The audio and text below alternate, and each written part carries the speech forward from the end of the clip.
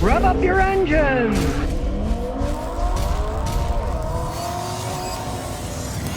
Now, Volvo says that it's going to be a challenging transition year this year, 2025. And they're weighing about the tariffs in China and the hyper competitiveness in China. Now, people say, oh, Volvo, it's a Swedish company. No, it isn't. Volvo is majority owned by China's Geely Holding, the giant Geely Corporation. They make all kinds of cars there, right? And a lot of their cars are made in China. Their electric cars are made in China, right? And here's the thing. Volvo said they were only going to make hybrids and fully electric cars in the future, right? Well, that's kind of going by the wayside because nobody's buying their electric cars. In 2023 in the United States, 2023, Volvo sold 13,609 electric cars. But in 2024, which just ended, they sold 5,608 electric cars. So they sold way less than half of what they sold the year before. They're supposed to sell more as time goes on, right? They're selling less. People do not like the Volvo electric cars. Volvo is a company that has, in the United States, more or less an image. It's the yuppie car. You know, you can get your family soccer team in it and cup holders everywhere, safety with airbags and all that stuff, right? Well, it turns out that their clientele doesn't want electric cars. They can't give them away. If all they sold last year was 5,608, and this isn't in a month, this is the whole year. No wonder Volvo's worrying about the future. Hey, nobody here in the United States, a big market, wants to buy their cars. And even in China last year, Volvo only sold 4,300 fully electric cars. And China's now the number one auto market in the world. U.S. is too. So between the two of them, they didn't sell too many electric cars. It's a failure for Volvo. And the weird thing is, they're not bad cars. I've tested them out. I kind of like them, except they're electric cars. I would not pay 60 grand for some electric car, you know. But they're in deep trouble. They're going to have to start making some changes at Volvo, just like all these other car companies are saying, oh, Stellantis and all saying, we got to change things around. Well, Volvo needs to do it too if they're going to sell these electric cars, because nobody seems to want them. Well, here's a fascinating email. I'm sure you'll all like this email. This guy said, I'm a Lucid Motor employee. Ethan says, Scotty, love your videos. Keep doing it. I am a Lucid Motor employee at the Casa Grande factory in Arizona. Please tell your listeners to stay away from our products. Terrible quality, battery fires in the factory. Many of the supervisors are taken from Ford and Stellantis. Terrible. The cars are built in the USA, but the factory is largely staffed by foreigners from Mexico and India. May as well be made in Mexico. Okay, well, there'll be Lucid Motors. I mean, it's just kind of a crazy thing. Now, they only delivered 10,000 vehicles 2024 Lucid. It's a very small manufacturer. And as this guy says, hey, don't buy from them. Their quality's horrible to build them. Listen to what people are actually building the things tell you. Hey, don't buy these things. They're horrible, right? Anything that's that small, hey, they can't do good mass production. They're too small. You have to make a whole bunch of things to make a good profit. And if you manufacture that small amount, there's the economy of scale. They have no economy of scale. And I mean, I wouldn't be surprised if Lucid went bankrupt at some point or time, or just stayed as a very small manufacturer of luxury electric vehicles. Maybe that'll go. I mean, look at Rolls-Royce. They're still going. They make a pretty crappy product, but they're going for a long time. Well, it's good news for GMC. GMC truck sales grew 14% during 2024. Now, I am not a GM fan. I don't like their 1500 Silverados. I don't like them, right? But for some reason, the GMC trucks are better, especially the 2500 and up. GMC Sierras, 2024, they sold 322,946. That's a lot. It's up 14%. Now, it's just showing that they can try this EV crap and buy this. These are conventional gasoline and diesel trucks, right? Now, they're electric trucks. They hardly sold any. Now, I can't even get the figures on it because they won't let it out. Well, no surprise. Look at this. Here's a 2024 GMC Sierra Max Range. It's $100,000. But even at that, okay, they're regular trucks. They sold 362,949. You know how many F-Series Ford sold 942,996. People are still buying these big old trucks, and I do have to say the GMC trucks are better than the GM trucks. I don't know why. Better quality control, especially if you get the 2500. I have people who own 2500 GMCs. They love them, but every single one of them said, I would never buy another Silverado 1500. The last one I had was a pile of crap. Well, here's yet another reason not to buy batteries at supposedly discount auto parts stores. One, they charge you too much money to begin with, and a lot of times they don't last. Got an email from Michael Garrison, and he says, Scotty, I purchased a Superstart Economy Group 75 side post battery, 550 cold cranking amps in 2023 at O'Reilly's. The car was struggling to start, so I put it on my battery tester. The battery tester says bad, 7% health.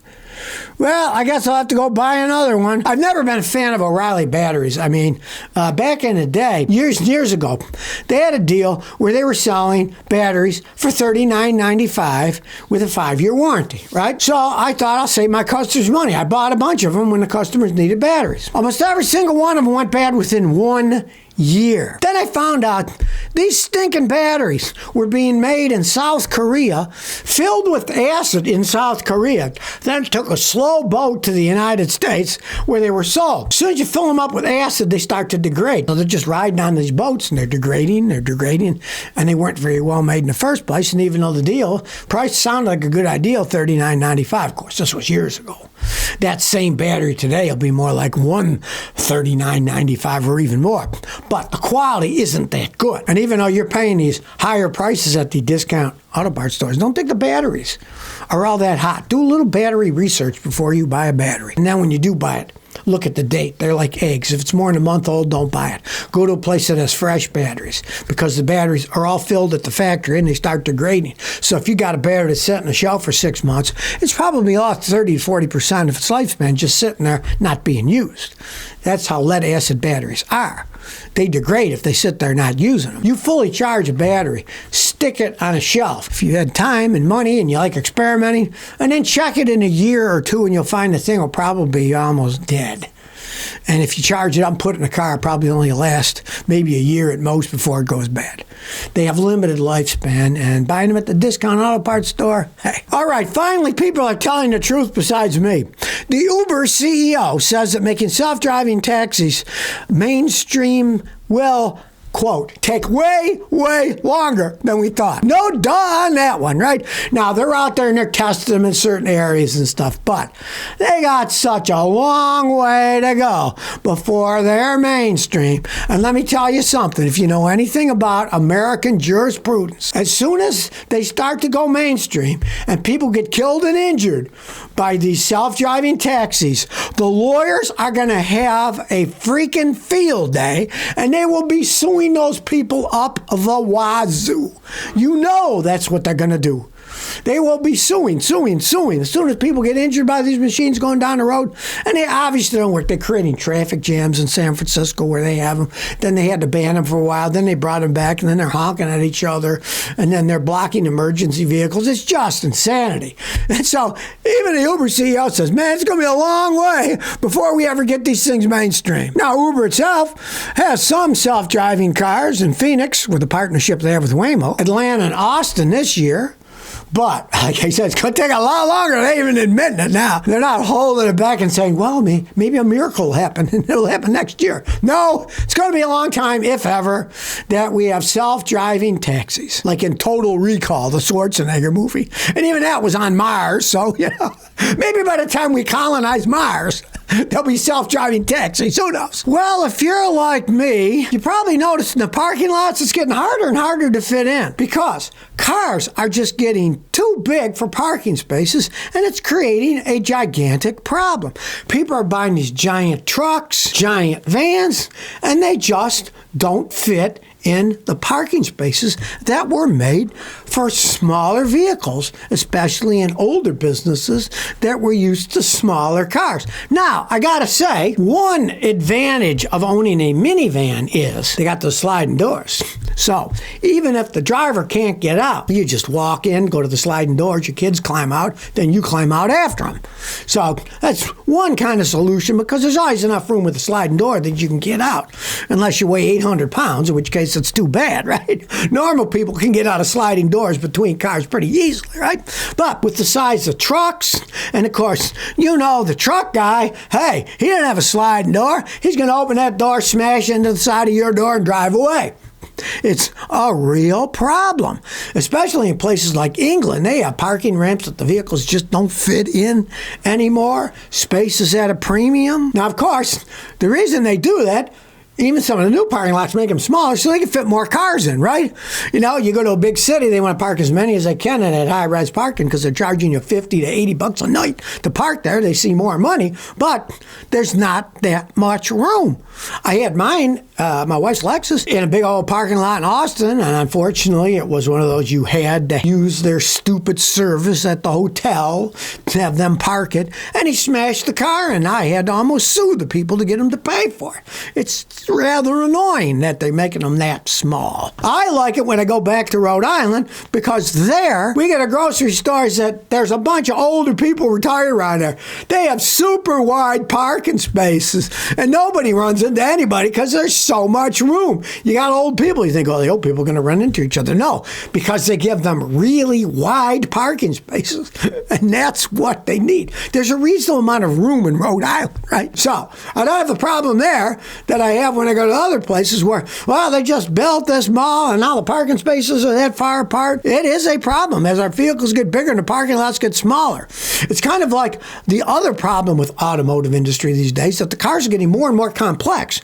But the people that are fixing them are getting less and less intelligent because they're not paying them enough money. So highly intelligent, skilled, motivated people are like, I'm not going to go work as a mechanic there. They don't pay enough money. I'm going to get a better job than that, right? So they got all these complex cars that nobody knows how to fix anymore. And they don't have much snowball's chance in Hades of encouraging intelligent, motivated people to do it because they're not paying them enough money. Here's something I've seen people do and they regretted it.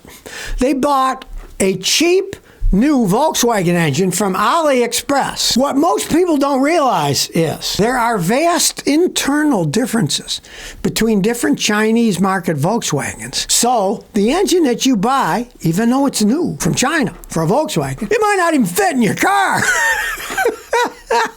Now, you can actually buy brand new Volkswagen engines from AliExpress. They seem to range between about $1,600 to $5,300 depending on their size.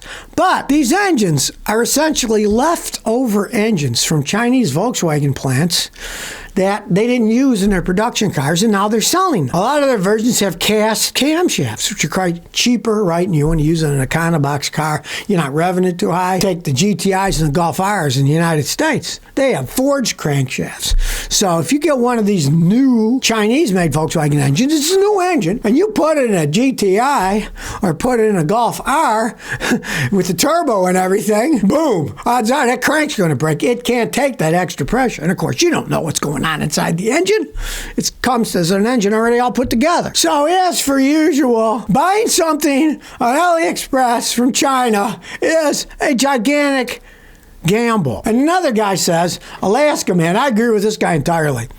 Be wary of all auto parts being sold online. I bought from Amazon 3 GM AC Delco oil filters. When they arrived, they were cheap Chinese fakes. I researched and saw some of these fakes are known to break down and send filtration media into the motor and wreck it. So I sent them back. Yes, don't worry about sending them back. My advice is don't buy them in the first place, people. Well, if you ever flew over, going to Vegas, California, flying over the desert, you see that giant mirror system that's there for making electricity? Well, guess what? It's near its end of its lifespan. They're going to shut it down. Now, they're going to shut it down in 2026. As you can see, it uses all these mirrors to make electricity, right? Power company signed an agreement years ago, and they said that these agreements for this creating electricity didn't expire until 2039, right? But now they're saying, okay, we're going to terminate it instead in 2026, next year, right? Let's see, that's 13 years less than they thought the thing was going to last, right? That's the thing. This is all fantasy. Turns out that the stupid plant costs so much money to operate that it doesn't work well. It creates electricity, but the cost of it is so high that it doesn't make any sense to even keep the plant operating, so they're shutting the whole thing down. This electric generating mirror plant cost $2.2 billion to build. It was only up for a very short period of time. Now next year they're shutting it down. There goes $2.2 billion down the tubes. And you know what they say the reason is? Well, this technology, we have better technology now. This doesn't work right. We're shutting it down. Right? This is the thing. With all this electrical stuff, it's unproven technology. And that's why I tell people, don't go out and buy solar cells. Don't go out and buy electric battery cars. These things aren't proven technology. Maybe one day it'll be great technology where it's cheap and it lasts a long time, not breaks in 14 years, right? And it doesn't cost much. But this isn't the time. Let's say you buy an electric car today and they find out 10 years from now they make a solid-state battery that can go 1,000,000 miles, charge up in 10 minutes, and have a 500-mile range. Hey, that'd be a game changer. You still need a bigger infrastructure to generate the electricity. It's got to come from somewhere, right? But at least it would be closer to reality if that stuff ever comes to existence. It doesn't exist now. And if you have the old technology and that new comes out, your old technology is worthless. And it might be a car that you spent $60,000 for, and then down the toilet it goes. Wait. I say wait, and maybe they'll find something in the future. Science is always hopeful of stuff, but it doesn't exist as it stands today. So if you never want to miss another one of my new car repair videos, remember to ring that bell.